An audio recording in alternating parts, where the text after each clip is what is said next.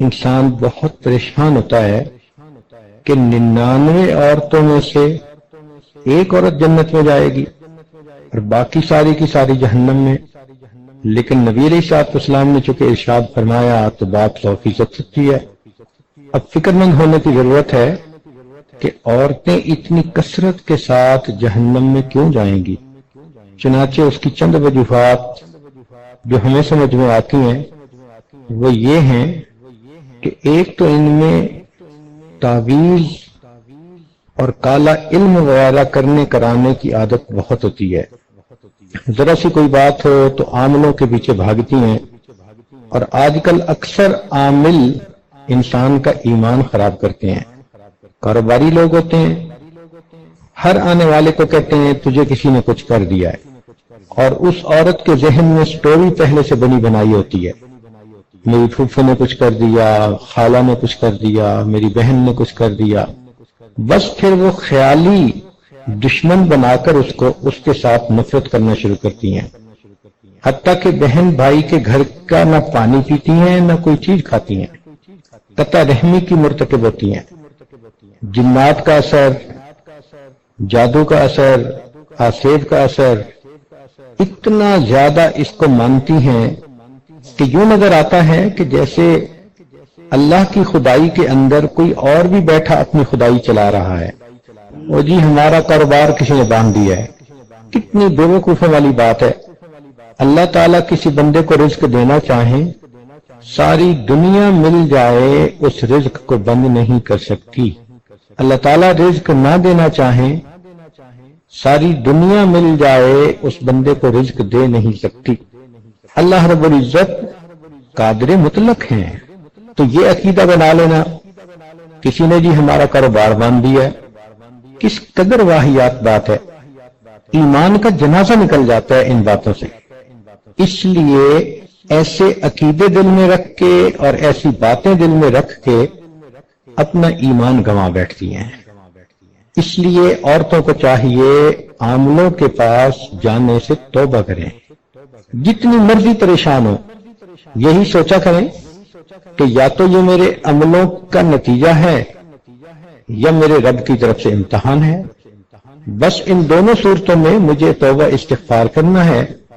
اللہ تعالیٰ مغیر الاحوال ہیں، وہ میرے حالات کو خود ہی ٹھیک کر دیں گے.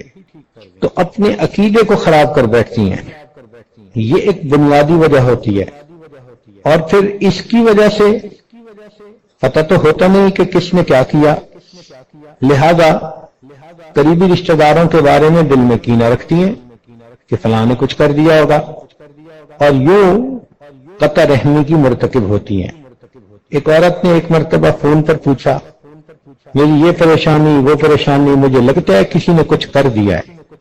تو میں نے کہا ہاں مجھے بھی لگتا ہے کسی نے کچھ کر دیا ہے. تو بڑی خوش ہو گئی کہ حضرت جی نے میری بات کی تصدیق کر دی. میں نے کہا کہ مجھے لگتا ہے کہ آپ کے نفس نے کچھ کر دیا ہے. اب جب بات شروع کی کہ یہ انسان کے اپنے گناہوں کا وبال ہوتا ہے، قرآن عظیم الشان اللہ تعالیٰ ارشاد فرماتے ہیں ما اصابکم من مصیبت فبما کسبت ایدیکم، جو تمہیں مصیبت پہنچتی ہے وہ تمہارے اپنے ہاتھوں کی کمائی ہوتی ہے. اب اس کا دماغ صاف ہوا، کہنے لگی جی میں تو لوگوں سے دشمنی دل میں لے کے پھر رہی تھی، آپ نے مجھے سمجھا دیا کہ اصل دشمن تو میرا اپنا نفس ہے جو مجھے گناہ کرواتا ہے.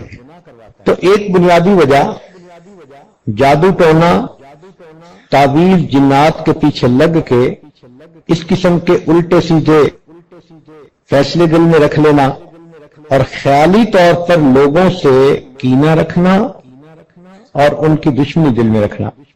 ایک وجہ یہ بھی ہے کہ حالات سے پریشان ہو کے مزارات پہ جاتی ہیں اور وہاں جا کر بہت شرکیہ عمل کرتی ہیں. یہ چیز بھی عورتوں کے جہنم میں جانے کا سبب بنتی ہے. نبی علیہ الصلوۃ والسلام سے پوچھا گیا کہ عورتیں اتنی جہنم میں کیوں جائیں گی. نبی علیہ الصلوۃ والسلام نے دو باتیں بتائیں. فرمایا ایک تو لعنت ملامت بہت کرتی ہیں، اور واقعی چھوٹی چھوٹی بات پہ کوئی نہ کوئی عیب جوئی کر لیتی ہیں. اور رہ گئی بات خامد کی، وہ تو جتنا اچھا ان کے ساتھ رہنے کی کوشش کرے، بس ایک دفعہ تھوڑی اونچ نیچ ہو جائے اس کے سب کی ایک رائے پہ پانی پھیر دیتی ہیں۔ میں نے تو آپ کے گھر میں آ کے کبھی کچھ خیر دیکھی ہی نہیں، آپ نے تو مجھے ساری زندگی ستا کے رکھا، وہ محبت کے لمحات، وہ خوشیوں کے لمحات، وہ سب بھول جاتی ہیں، پانی پھیر دیتی ہیں۔ یہ جو ہے نا خاوند کی ناشکری، یہ تو بہت عورتوں میں ہوتی ہے۔ بھائی جتنی غلطی ہو اتنا ہی کسی کو برا سمجھنا چاہیے، ایک غلطی پر اس کے سب اچھائیوں کو تو برائیاں نہیں بنا دینا چاہیے۔ اور جب ان کو سمجھایا جائے تو آگے سے جواب، ہم نے تو جی ناز میں یہ بات کر دی تھی۔ بھئی کر تو دی تھی نا، زبان سے بات نکل تو گئی تھی، نامہ اعمال میں لکھی تو گئی تھی نا۔ اب فرشتوں نے یہ تھوڑا لکھنا ہے کہ اس نے ناز میں یہ بات کر دی۔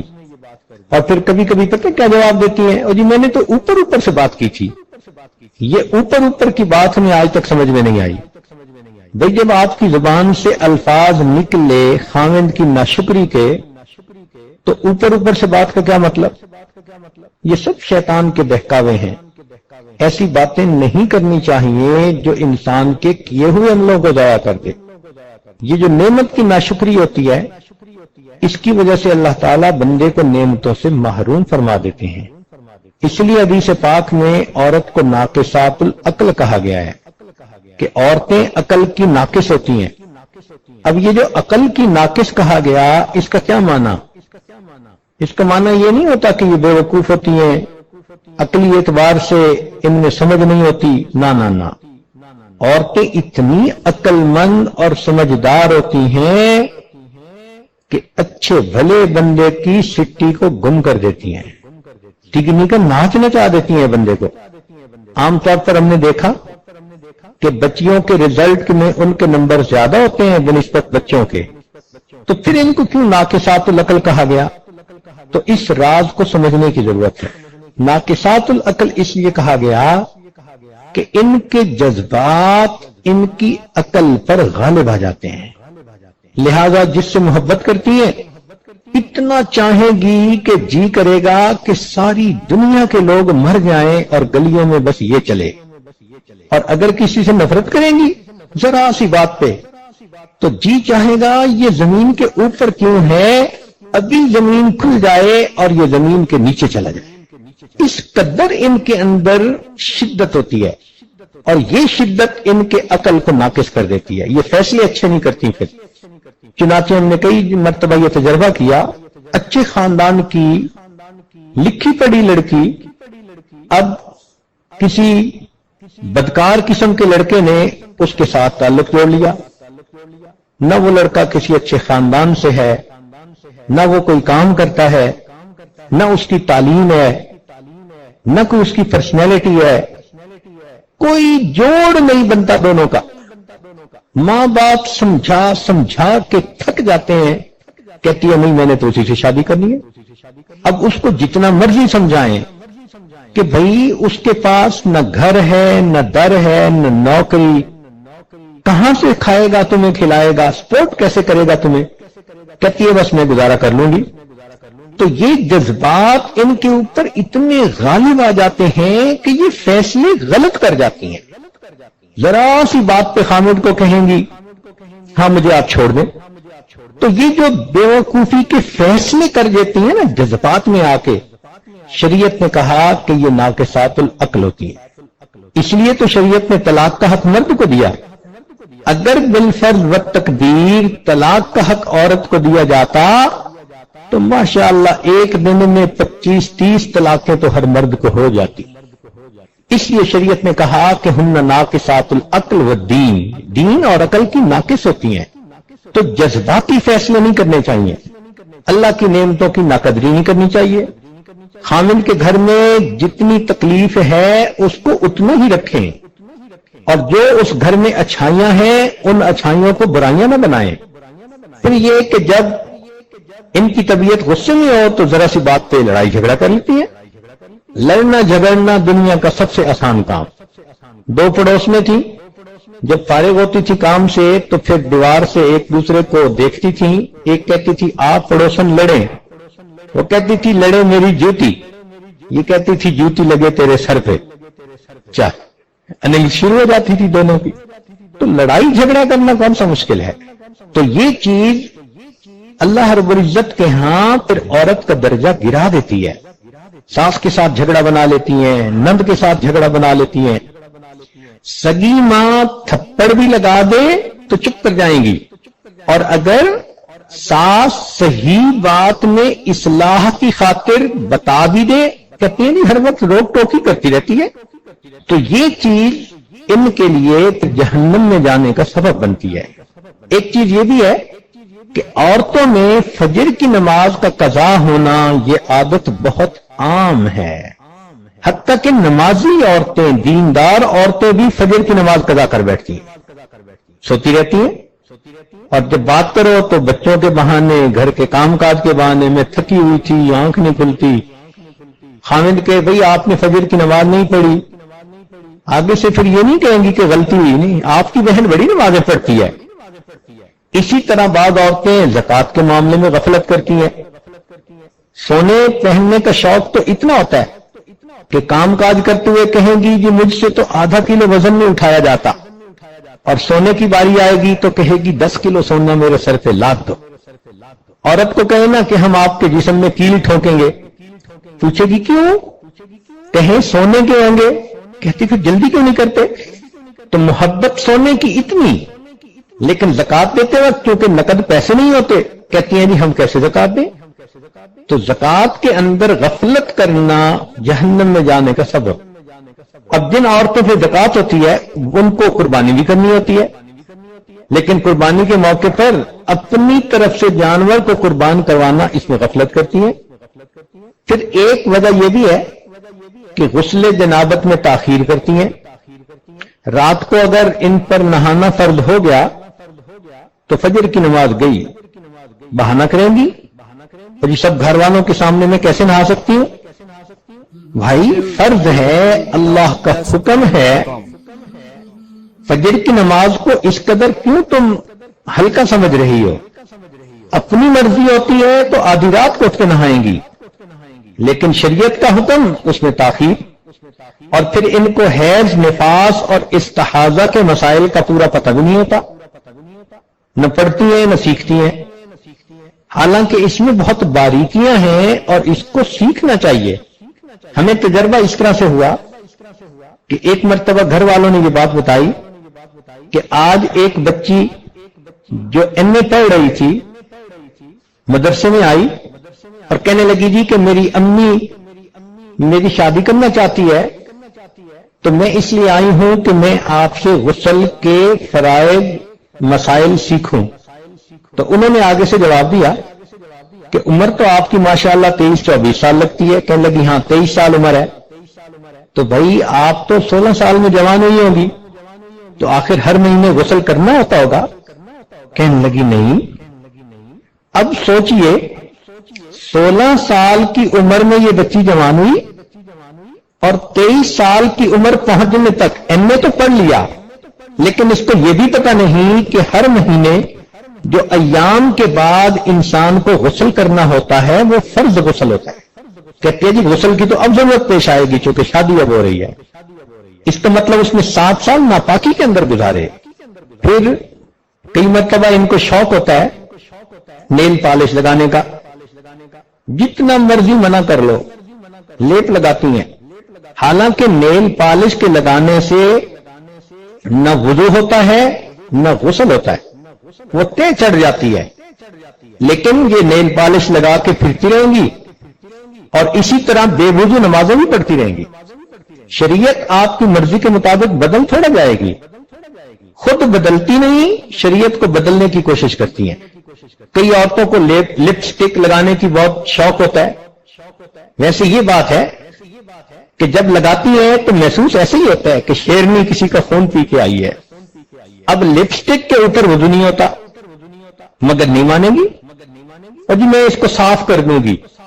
عالمہ بچیاں یہ جواب دیتی ہیں اور موقع پہ صاف بھی نہیں ہوتی. تقریبات میں جاتی ہیں نمازیں قضا.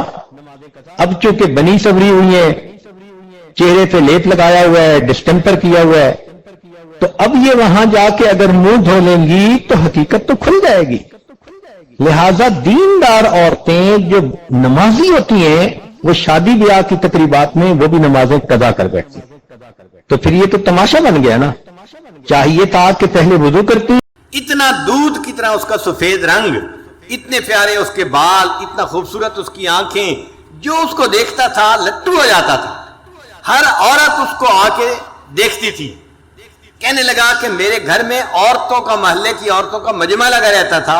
عورتیں کہتی تھیں کہ اس کے گھر کے قریب سے ہم گزرتی ہیں، ہمارا دل چاہتا ہے ہم اس بچی کو دیکھیں، ہم بچی کو دیکھنے کے لیے آئے ہیں.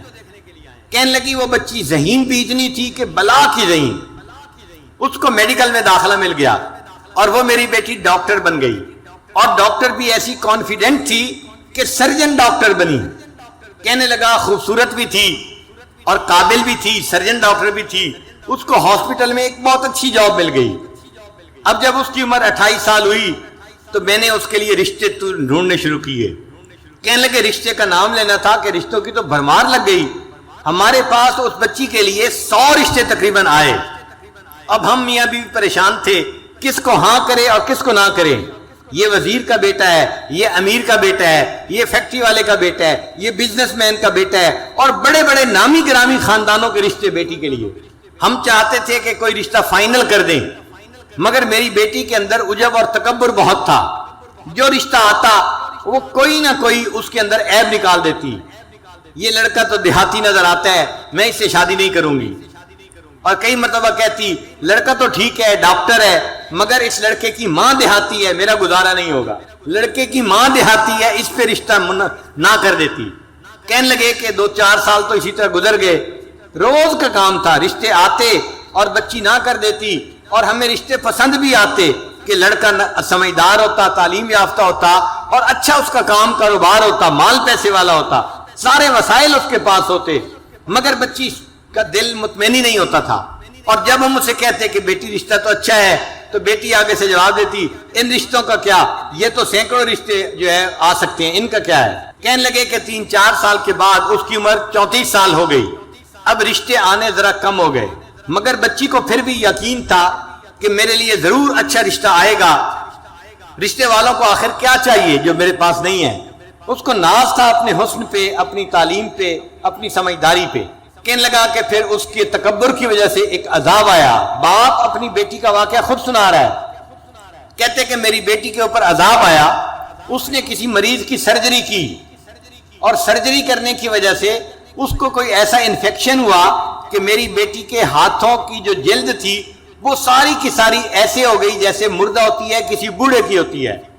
اب بچی خوبصورت ہے، نوجوان ہے، مگر دونوں ہاتھوں کی جلد جو ہے وہ ایسے ہے جیسے کوئی 90 سال کا بوڑھا ہوتا ہے. ہاتھ بدنما بن گئے. اب وہ اپنے ہاتھوں کو ظاہر بھی نہیں کرتی تھی. اب رشتہ دیکھنے والے آتے تو وہ ان کے سامنے آتی تو اپنے ہاتھوں کو اپنے دوپٹے میں چھپاتی تھی. تو لوگ بھی پریشان ہوتے کہ یہ ہاتھ کیوں نہیں دکھا رہی، اور جس کی نظر پڑ جاتی تھی ہاتھوں پہ وہ رشتہ جو ہے ریجیکٹ کر کے چلے جاتے تھے. اب جب رشتے ریجیکٹ ہونے لگے تو میری بیٹی کو فکر لاحق ہوئی. کہنے لگا کہ پھر پریشان ہوئی.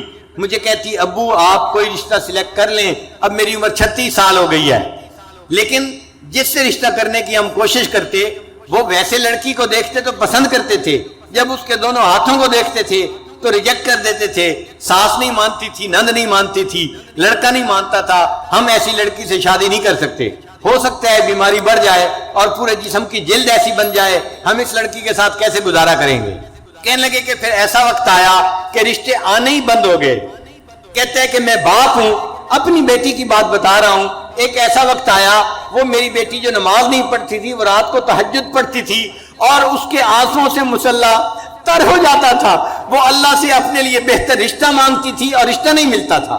میں نے اپنی بیٹی کو جو ذلیل ہوتے دیکھا تو میں باپ ہو کے بتا رہا ہوں کہ واقعی انسان گناہ کرتا ہے، اس کی سزا آخرت میں تو اس کو ملے گی صحیح، اللہ تعالیٰ دنیا میں بھی اس کی سزا بندے کو دے دیتے ہیں. ایسا اس کا تکبر ٹوٹا کہ ایک دن مجھے کہنے لگی ابو آپ کسی ریڑھی والی سے ہی میری شادی کر دیں، اب تو میری عمر 40 کے قریب ہونے لگ گئی ہے. اب وہ ڈاکٹر جس کو اپنے حسن پہ ناز تھا، جو سمجھتی تھی میں حور پری ہوں اور کروڑوں میں میری جیسی کوئی خوبصورت نہیں، وہ بچی اپنے باپ کو کہہ رہی ہے بھلے کسی ریڑھی والی سے ہی اب میری شادی کر دیں، میری عمر 40 سال ہونے کو ہے. تو گناہوں کی سزا مختلف شکلوں میں ملتی ہے. ان میں سے ایک شکل بیماری بھی ہوتی ہے، اور ایک شکل ہوتی ہے کہ انسان کو اللہ تعالیٰ لوگوں میں بے عزت کر دیتے ہیں، لوگوں کے دل سے اس کی عزت نکال دیتے ہیں. وَمَن يُهِنِ اللَّهُ فَمَا لَهُ مِن مُكْرِمٍ، اور جسے اللہ ذلیل کرنے پہ آتے ہیں اسے عزت دینے والا کوئی نہیں ہوتا. ایک آفیسر تھا 21 گریڈ کا. 21 گریڈ کا آفیسر بڑا آفیسر ہوتا ہے. یہ ڈپٹی کمشنر سے بھی اونچے گریڈ کا بندہ ہوتا ہے، یوں سمجھ لیں برابر کے گریڈ کا. وہ رشوت لیتا تھا اور مال پیسہ اس کے پاس بہت تھا. اس کی ذرا کہانی سن لیجئے، یہ حقیقی کہانی ہے. اس بندے نے ایک کالونی کے اندر پلاٹ خریدا اور بہترین گھر بنایا. پھر وہ اپنے گھر کے اندر شفٹ ہو گیا. جب گھر کے اندر شفٹ ہوا تب اس کو پتا چلا کہ گھر کے بالکل ساتھ مسجد تھی اور مسجد کی اذان کی آواز اس کے گھر میں آتی تھی. اب جو نیک بندہ ہے وہ تو خوش ہوتا ہے کہ مسجد کا پڑوس مل گیا. جو فسق و فجور میں پڑا ہوتا ہے، بے نمازی ہوتا ہے، اس کو مسجد کا پڑوس نہیں چاہیے ہوتا. چنانچہ یہ رات کو سویا ہوا تھا، مؤذن نے فجر کی اذان دی، اس کی آنکھ کھل گئی. اب اس کو بڑا غصہ آیا کہ اس نے میری نیند خراب کر دی. صبح اٹھا تو اس نے مؤذن کو بلوایا اور مؤذن کو کہا کہ تم فجر کی اذان سپیکر پہ مت دیا کرو، میری نیند خراب ہوتی ہے. مؤذن نے جا کے محلے کے لوگوں کو بتایا. انہوں نے کہا کہ بھائی ہم تو بوڑھے ہیں، گھڑی کا ٹائم دیکھ نہیں سکتے، ہم تو اذان کی آواز سنتے ہیں فجر میں تو مسجد میں آتے ہیں. اگر آفیسر صاحب کو پرابلم ہے تو یہ اپنا گھر مسجد سے دور کہیں جا کر خرید لیں. کیوں انہوں نے قریب خریدا ہے؟ یہ جگہ بدلے، مسجد تو نہیں بدل سکتی. تم اذان کی آواز دو سپیکر پہ. تو مؤذن نے اگلے دن پھر سپیکر پہ اذان دے دی. اب اس بندے کی جب پھر نیند خراب ہوئی اس کو بڑا غصہ. میں نے مؤذن کو بلا کے کہا بھی تھا اذان کی آواز نہ دینا فجر کے وقت میں سپیکر پہ، اس نے میری بات نہیں مانی. اس نے دن میں اس مؤذن کو بلایا اور اس کو پھر اس نے ایک تھپڑ لگایا. میں نے تجھے نہیں کہا تھا؟ تجھے میری بات سمجھ نہیں آئی تھی؟ میں فارسی بول رہا تھا، تو کیوں نہیں سمجھا؟ کیوں تو نے اذان دی؟ اب مؤذن کو جو تھپڑ پڑا وہ بیچارہ تو صبر کر گیا، مگر اللہ کا نظام حرکت میں آ گیا. اب اس آفیسر کے اوپر پکڑ آئی، اور وہ پکڑ کیسی تھی کہ اس کے دونوں بازوؤں کے اوپر فالج کا اٹیک ہو گیا اور دونوں بازو اس کے یوں سینے کے اوپر لگ گئے. اب بازو لمبے بھی نہیں کر سکتا اور بازو یہاں پر ہیں اور وہ کام بھی نہیں کر سکتا. جب کام نہیں کر سکتا تو دفتر والوں نے اس کی نوکری سے چھٹی کروا دی. وہ جو رشوت کا پیسہ آ رہا تھا، ایک پائپ لائن لگی ہوئی تھی پیسے کی، وہ سب ختم ہو گئی. اب یہ گھر میں پڑ گیا. بیوی خدمت کرنے لگی مگر مزاج افسرانہ تھا، شاہانہ تھا.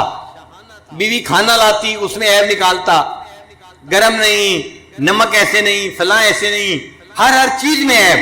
اب بیوی بھی تنگ آ گئی کہ میں سارا دن خدمت بھی کرتی ہوں اور چھوٹی چھوٹی باتوں پہ یہ اتنا غصہ بھی کرتے ہیں اور بچوں کے سامنے مجھے ڈانٹتے ہیں. ذرا ذرا سی بات پہ یہ بیوی کو گالیاں دینے لگ جاتے. 1 سال بیوی نے گزارا کیا. پھر ایک دن بیوی نے کہا کہ دیکھیں میں نے 1 سال آپ کی بیماری میں آپ کی دن رات خدمت کی ہے. میں انسان ہوں، میں تھکی ہوئی ہوتی تھی، آپ کی خدمت کو ترجیح دیتی تھی، آپ نے میری خدمت کی قدر نہیں کی، آپ نے بچوں کے سامنے مجھے گالیاں دی. میں خاندانی لڑکی ہوں، میں اتنی گری پڑی لڑکی نہیں کہ آپ مجھے بات بات پہ گالیاں دیں. میں اپنے بچوں کو لے کے جا رہی ہوں، آپ جانے، آپ کا کام جانے. تو ماں نے اپنے بچوں کو لیا اور اپنے ماں باپ کے گھر چلی گئی. اب یہ اکیلا پڑا ہوا ہے، گھر میں کوئی کھانا پوچھنے والا نہیں، دینے والا نہیں.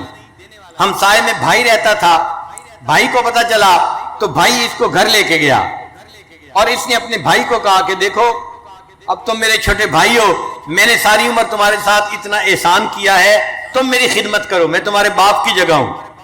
تو بھائی گھر لے کے چلا گیا. اس نے اپنے بیوی بچوں کو کہا کہ میرے بھائی کی خدمت کرو، یہ بیمار ہے. مگر جو مزاج بگڑا ہوا ہوتا ہے وہ تو ہر جگہ بگڑا ہوا ہوتا ہے. اب بھائی کے گھر میں بھی اس کا حال یہی کہ بھابھی چائے لے کے آئی، یہ تو گرم نہیں ہے اور تمہیں تو سلیقہ نہیں ہے، تمہیں تو فلاں نہیں ہے. تو بھابھی اس کی باتیں کیسے برداشت کرتی؟ اس نے چند دن دیکھا، چند دن کے بعد اس نے اپنے خاوند کو کہا یا تو تم بھائی کو گھر پہ رکھ لو یا پھر مجھے گھر پہ رکھو ورنہ میں گھر سے جا رہی ہوں. اب بھائی کو اپنا گھر بھی ٹوٹتا نظر آیا. ایک دن بھائی نے آ کے اس کو سمجھایا میری بیوی آپ کی خدمت کرتی ہے، میرے بچے آپ کی خدمت کرتے ہیں، آپ ان کو کیوں ڈانٹتے ہیں، کیوں ان سے غصے ہوتے ہیں؟ اس نے بھائی کو بھی جو ہے وہ سنانی شروع کر دی. تم رن مرید ہو، تم بیوی کے جو ہے غلام ہو، تم کوئی انسان ہو، تم مرد ہو، تمہارا یہ حال ہے، تمہارا یہ حال ہے۔ اب جب اس نے بھائی کو اس کے بچوں کے سامنے ڈانٹا تو بچوں نے اپنے باپ سے کہا ابو جی اس بھائی کو یہاں سے چھٹی کراؤ۔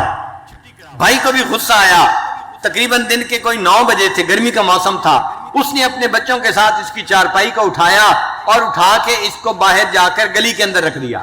سڑک تھی دروازے کے اوپر، اب یہ سڑک کے کنارے پڑا ہوا ہے اور اس کی جو ہے وہ پوچھنے والا کوئی نہیں، اس کو کھانا دینے والا کوئی نہیں۔